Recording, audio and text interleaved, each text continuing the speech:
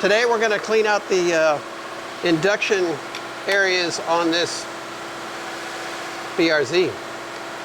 This needs to be done when we've got a gasoline injected engine that's building up intake valve deposits. So we're going to use these two chemicals and clean them as best we can.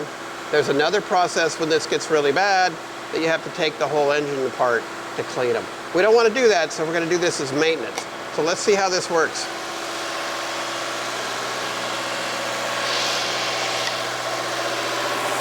We've got the engine up at about 2,000 RPM, and we're going to spray this can in there. And the engine's supposed to stay running while we do it.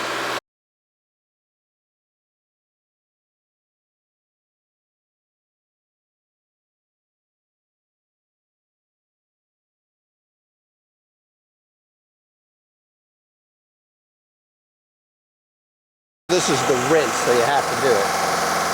And it's not going to want to run on this stuff. It's going to be the opposite, where that we were spraying it in and it was running harder. This is going to, you got to put it in slow.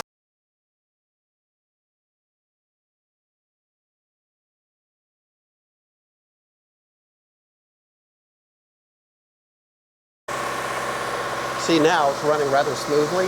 Yeah, I hear that. We've got it up at the high idle. What we're looking for is a smoother idle and smoother running as those ports breathe better. So part of the process for the tech would be to listen to it when it comes in, and then check. Now, I drove this car in. It does sound smoother. Yeah, that's what we're looking for, is that we get some of that gunky stuff out of that intake port, and we get it's like emphysema or COPD. We need to get those airways opened up. Asthma? I don't know, good description. We're getting the airways open back up so it can breathe.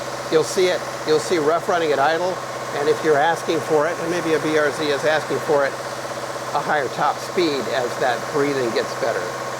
So a higher wide open acceleration. Now we just need to let it idle for a little bit, and then it's got to go on a test drive. Okay. Well, drive. It's got to go for at least 10 miles of driving. Okay. Okay. So that's all there really is to it. As far as this is the maintenance mode, actual cleaning of DGI injector ports, that's much more involved. This is to keep you from having to do the big job. Okay, and what would be involved in the big job? We got to pull those intake manifold off of there. So all of this top stuff has to come off. Okay. And then we take a abrasive blast media and we blast away? It's like sandblasting, only it's done with walnut shells. And it has to be done very carefully. It's very time consuming? Time consuming, expensive. You don't want to have to go there. So we want to do the maintenance on them periodically. So how much roughly would it cost to tear apart the head and do the fix? Oh, well over $1,000. Oh, okay. Expensive. Yeah, I don't want to do that. We've gotten some cars in, they run really bad, rough at idle, and the chemicals, it's too late. They clean it up some, but it's not really enough, and we have to take it apart, clean all that stuff out of there, put it back together, and then put it on the maintenance program so it doesn't do it again.